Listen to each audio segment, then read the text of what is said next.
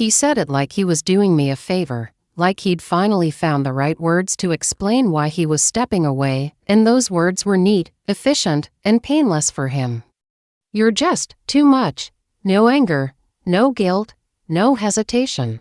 Just a soft exhale and a shrug, as if the problem had always been obvious and he was surprised I hadn't noticed it myself. And in that exact moment, something inside my chest collapsed so quietly that I didn't even react the way people expect you to react when they're being rejected. I didn't cry. I didn't argue.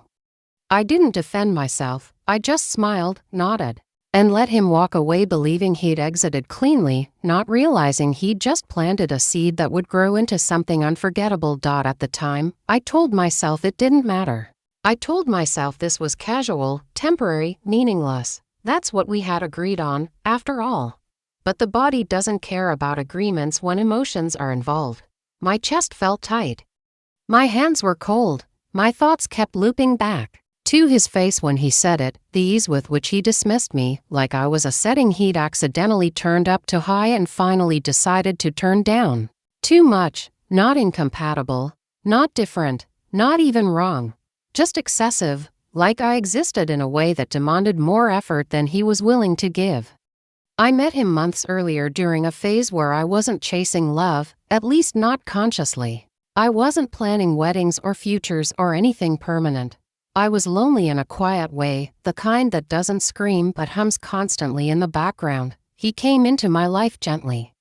No grand gestures, no dramatic pursuit, just enough attention to make me feel chosen. He was calm, emotionally reserved, the type of man who never raises his voice and never fully lets you in either. At first, that felt safe, predictable, controlled. I didn't realize then that I was slowly adjusting myself to fit into the narrow space he allowed me. What we had wasn't labeled, but it was intense. Late-night conversations that drifted into early mornings, physical closeness that blurred lines neither of us wanted to name. Moments where I felt seen, followed immediately by moments where I felt like I was reaching across a widening gap. I gave him honesty, real honesty. The kind you only offer when you think someone is safe. I told him about my brain, about how rejection doesn't just hurt me, it destabilizes me, how my mind doesn't process abandonment as a normal ending but as proof that I failed. I didn't say it for sympathy. I said it so he would understand me, and he listened. Or at least he looked like he did. That's the part that still stings. The fact that he knew exactly where my softest parts were when things started to shift. It was subtle. Replies took longer. Plans became vague. Affection cooled without explanation. I could feel it happening even before my mind admitted it.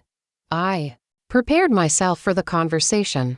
I practiced calm responses. I told myself not to beg, not to over-explain, not to show how deeply it affected me. I expected honesty. What I got was reduction. "You're just too much." As if everything I had offered, everything he'd enjoyed when it benefited him, was suddenly an inconvenience he didn't want to manage anymore. I walked away that night feeling hollow. Not heartbroken in the dramatic sense, more like I'd been quietly erased. The holidays were coming, which somehow made everything worse. The city was glowing with lights. People were shopping for gifts, planning dinners, posting smiling photos with their families.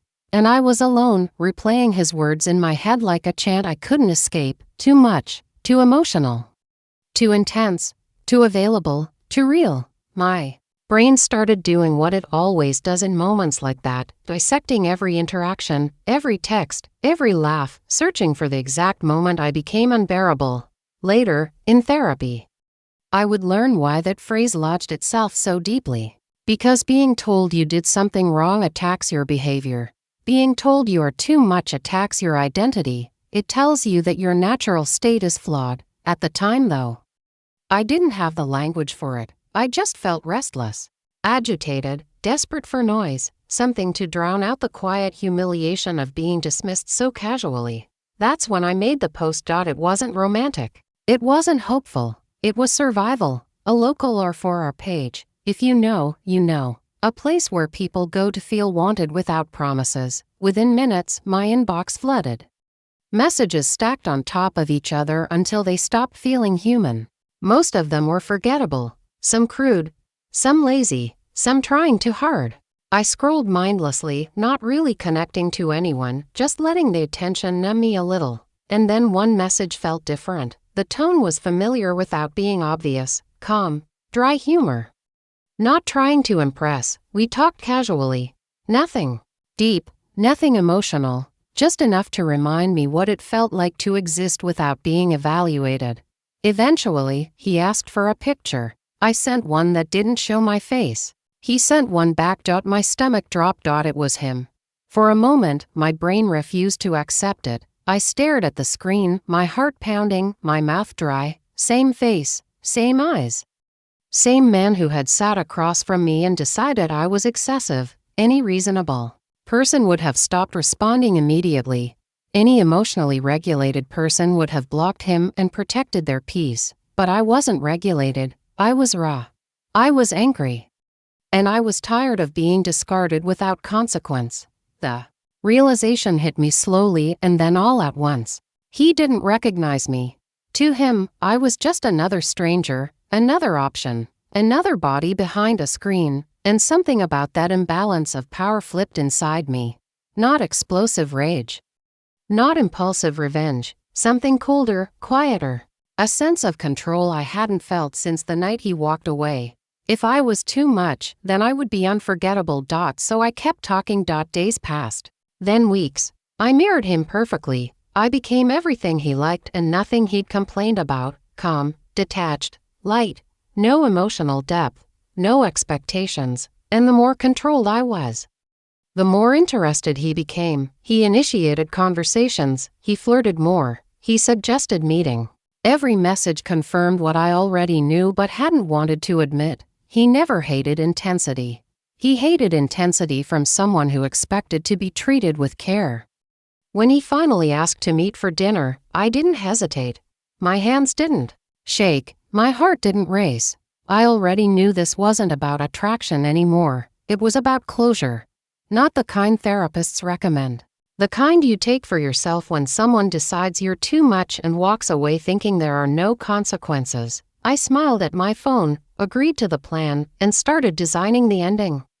Once I decided not to disappear, everything changed. Inside me, the anger didn't explode, it settled, it organized itself. I stopped thinking like someone who had been hurt and started thinking like someone who was observing, watching, learning.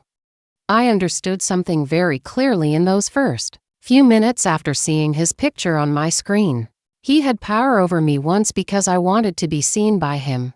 Right now, he didn't even know who I was, and that imbalance felt intoxicating. I told myself I was just going to keep talking for a little while, just enough to satisfy my curiosity, just enough to prove I could, but deep down, I already knew that wasn't true. I didn't want closure anymore. I wanted symmetry. I wanted him to feel even a fraction of the confusion and dismissal he had handed to me so casually. So I replied, calmly, casually, like nothing in my world had shifted.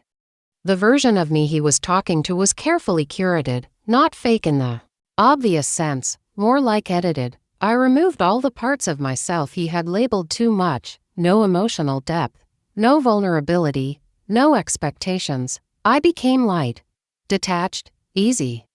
The kind of woman who never asks questions that might make a man uncomfortable. The kind of woman who doesn't need reassurance. The kind of woman who doesn't require effort. And it worked. The more restrained I was, the more engaged he became. He replied faster. He flirted more confidently. He joked. He lingered. It was like watching someone relax into familiarity without realizing why. I could almost feel his sense of comfort growing, his subconscious recognizing something about me without connecting it to the woman he had already discarded. That realization hurt more than I expected, because it confirmed something I had been trying not to believe. He never found me overwhelming. He found me inconvenient once I expected to be treated with care. Days turned into weeks. The conversation became routine, morning messages, late-night check-ins. Casual flirting that never crossed into emotional territory, and I stayed disciplined. Every time I felt the urge to say something real, something honest, something that might reveal me, I stopped. I reminded myself why I was here. This wasn't about being chosen anymore. This was about finishing something he had started and walked away from without looking back. He started sharing pieces of his life, complaints about work, minor frustrations, boredom, loneliness disguised as sarcasm. I listened the way I used to listen when we were together, except now I didn't offer solutions. I didn't overinvest. I stayed just interested enough to keep him leaning in. And slowly, subtly, the power dynamic shifted. He started asking questions. He started checking availability. He started suggesting plans. The irony wasn't lost on me. The man who had labeled me excessive was now seeking me out, initiating, wanting more, and he had no idea that the reason this version of me felt so easy was because she wasn't real. She was what remained when you strip a person of their emotional needs. When he finally suggested meeting in person, I didn't respond right away. That pause was intentional. I let hours pass, then a full day. I wanted him to feel that familiar flicker of uncertainty. The subtle question of did I say something wrong when I finally replied. I kept it casual, non-committal, like the idea was interesting but not important. That hesitation pulled him in further. We talked about logistics, cities, timing. He mentioned traffic, the distance. I noted everything, not emotionally, practically. I suggested dinner instead of something casual. Not because I wanted romance, but because dinner requires effort, planning, time, presence. He agreed easily, almost eagerly. And that's when I knew how invested he already was, not emotionally, perhaps, but enough to rearrange his evening. Choosing the restaurant was the first deliberate act of cruelty. Not loud, not obvious, just precise. I picked a place in the next city over, about 45 minutes away in traffic. Far enough to be inconvenient, not far enough to seem unreasonable. A place nice enough to feel like an occasion, not so fancy that it felt suspicious. I made the reservation under his name. I wanted the host to greet him personally. I wanted him to feel expected. We set the time for 8. I knew he was the type to be early. Men like him like to feel prepared, in control, predictable, and I wanted to disrupt that without him realizing it was happening. The day of the dinner arrived quietly. No nerves, no anxiety, just a steady sense of inevitability. When he messaged to confirm, I replied warmly, friendly, normal. I could almost imagine his confidence growing. The small satisfaction of believing he was about to meet someone easy, uncomplicated, unburdened by emotional weight. At 7:45, he texted that he was already there. I told him I was running late, not dramatically, just enough to reset expectations. I apologized lightly, said traffic was worse than I thought. He replied that it was no problem, that he'd wait. I imagined him sitting there, checking his phone, scanning the room, calm, unbothered. 10 minutes passed. Then 20. He asked if I wanted a drink. That question made me pause. This was the moment, the first crack. I told him to order me a margarita, casual, playful. He didn't like alcohol. I knew that. He ordered it anyway. That detail mattered more than he would ever realize. At that point, I wasn't angry anymore. I wasn't shaking. I wasn't spiraling. I felt still, focused. Like I was finally closing a door that had been left open too long. I stared at his last message for a moment, then I blocked him. No explanation, no warning. Just absence. And somewhere in that restaurant, a man who once decided I was too much sat alone in front of an untouched drink, wondering what he had done wrong. I wasn't there, but I could see it all so clearly in my mind that it almost felt like I was sitting across from him. The restaurant was warm, softly lit. The kind of place where people lean in when they talk and glasses clink quietly in the background.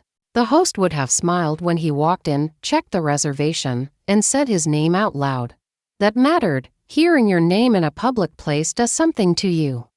It tells you that you belong there, that you're expected, that someone is waiting for you. He probably chose a table where he could see the door. Most people do when they're early and trying to look relaxed about it. He would have sat down confidently at first. Phone face down on the table, posture calm, scanning the room without really looking at anyone. At that point, he still felt in control. He was early. He was punctual. He was doing everything right. When I told him I was running late, it barely registered as a problem. People are late all the time. Traffic happens. He was patient. Maybe even pleased with himself for being the reasonable one. He checked his phone. Sent a casual "no worries." He leaned back in his chair and waited. The first 10 minutes always pass easily. They don't count yet. They exist in a space where optimism still lives. You tell yourself the other person is parking, checking in, walking from the car. You glance at the door every time it opens, half expecting to see the face you've already constructed in your mind. The chair across from you is still just a chair, empty, but temporarily so. By 15 minutes, the awareness starts to creep in. Not panic, just consciousness. The awareness that time is moving and you are stationary. You shift in your seat, you check your phone again, still nothing. You tell yourself not to read into it. You don't want to be that person. The one who gets anxious too quickly. By 20 minutes, the internal dialogue changes. You start calculating instead of assuming. Maybe she hit traffic worse than expected. Maybe she's circling the block for parking.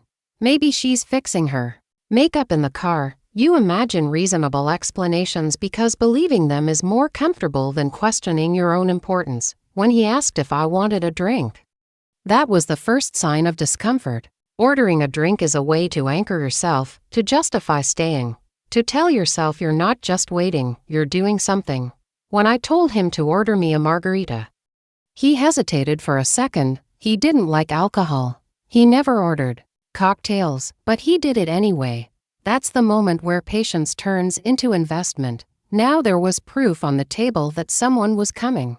A physical object waiting to be claimed. He probably smiled when it arrived. Maybe even took a picture of it, the glass sweating slightly under the lights, salt on the rim.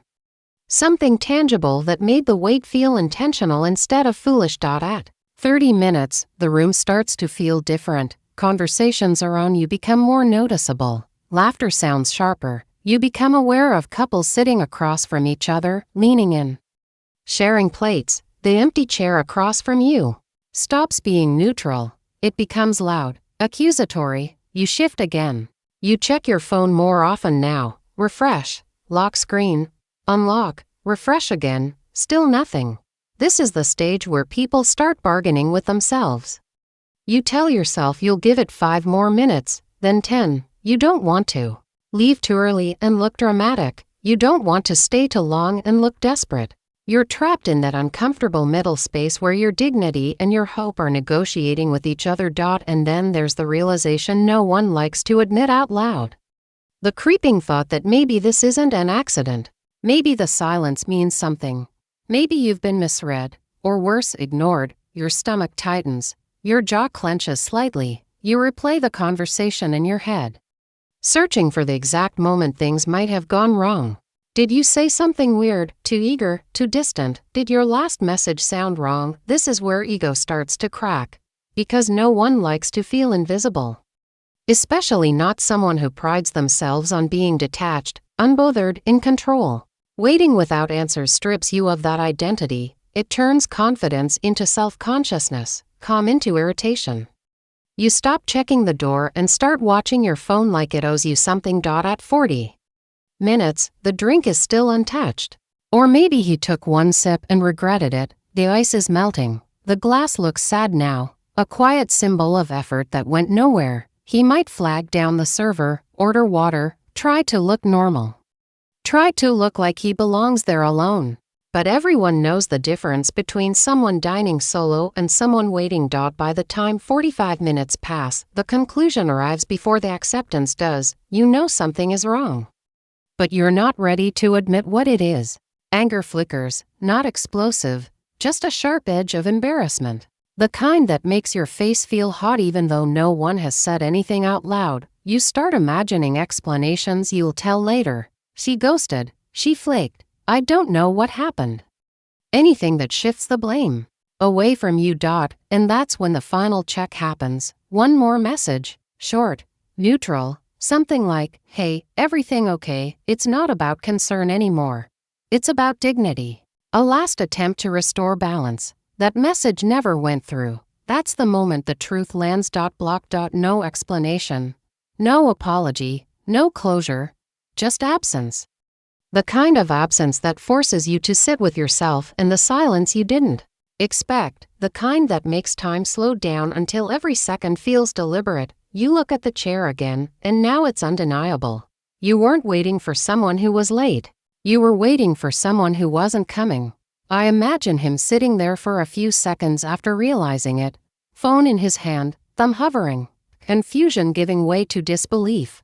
Then anger. Then that sharp, sinking embarrassment that creeps up your spine when you realize you've been played, and I imagine the thought that followed him all the way home. The question he couldn't shake no matter how hard he tried to rationalize it. What did I do wrong?